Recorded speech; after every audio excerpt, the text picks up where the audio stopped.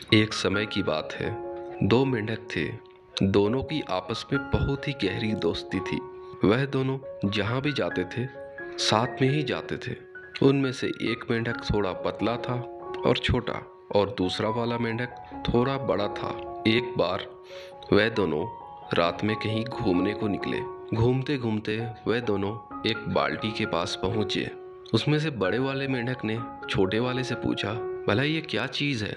छोटे वाले ने कहा, बाहर से तो कुछ भी दिखाई नहीं पड़ता। तभी दोनों ने फैसला किया कि बाल्टी के अंदर छलांग मारकर देखते हैं क्या है। दोनों ने एक साथ बाल्टी के अंदर छलांग मार दिया। जब वे अंदर पहुंचे तो उन दोनों ने एक अनोखी चीज देखी। बाल्टी में दूध था, और फिर दोनों बाल्टी से बाहर आने का प्रयास करने लगे। लेकिन बाल्टी की चिकनाई इतनी ज्यादा थी कि वो दीवार से फिसल जा रहे थे और वापस उसी दूध में गिर जा रहे थे। काफी देर तक प्रयास करने के बाद बड़ा वाला मेंढक छोटे मेंढक से बोला, हमें लगता है कि हम इस बाल्टी से अब नहीं निकल सकते और शायद अब हम यहीं मर जाएंगे। बिना मतलब हाथ पांव मारने से कोई फायदा नहीं। बाल्टी की दीवार बहुत ही चिकनी है और अब हम किसी भी हाल में इससे बाहर नहीं आ सकते।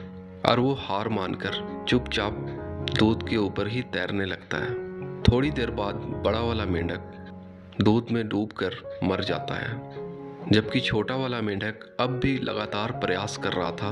वो अपने पैर को मार रहा था ताकि किसी तरह दूध से बाहर आ जाए।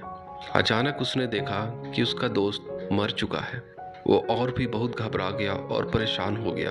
अब वो निरंतर हाथ पांव मारे जा रहा था ताकि उसे किसी भी हाल पर अब दूध से बाहर निकलना था। उसे मरना नहीं बल्कि उसे जीना था। कई घंटे तक छोटा मेंढक हाथ पांव मारता रहा और फिर अचानक उसने देखा कि दूध में से मक्खन निकल आया है। जब उसने देखा कि दूध से मक्खन निकल आया है तो और भी ज्यादा उत्साहित हो गया। आशा की किरण जाग गई। उसे लगने लगा कि मक्खन थोड़ा और ज्यादा निकल आए तो उस मक्खन पे ही चढ़ के वो बाल्टी से बाहर आ जाएगा। वो और तेजी से हाथ पांव मारने लगा।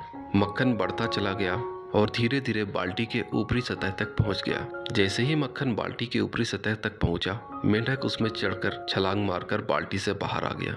फ्रेंड्स, परिस्थिति चाहे जो भी हो जाए, लेकिन हम तब तक नहीं हार सकते जब तक हम अपने मन से खुद ना हार जाए, जब तक हम खुद फैसला ना कर ले कि हमारा हार निश्चित हो चुका है। कामयाबी तक पहुंचने के लिए गिरना और उठना तो एक प्रोसेस है। सक्सेसफुल होने के लिए उस प्रोसेस से गुजरना पड़ता है। लेकिन बीच रास्ते में ही कोई थक कर छोड़ दे, खुद से हार मान ले, तो फिर उसे सक्सेस नहीं मिलती। लेकिन दूसरी तरफ वो इंसान बार बार गिरने के बाद भी उठता रहे और चलता रहे तो उसकी जीत तय है। फ्रेंड्स, अगर ये मेरी वीडियो आप लोगों को अच्छी लगी हो तो प्लीज़ लाइक करें और कमेंट भी, और मेरे चैनल को सब्सक्राइब करें। Thank you.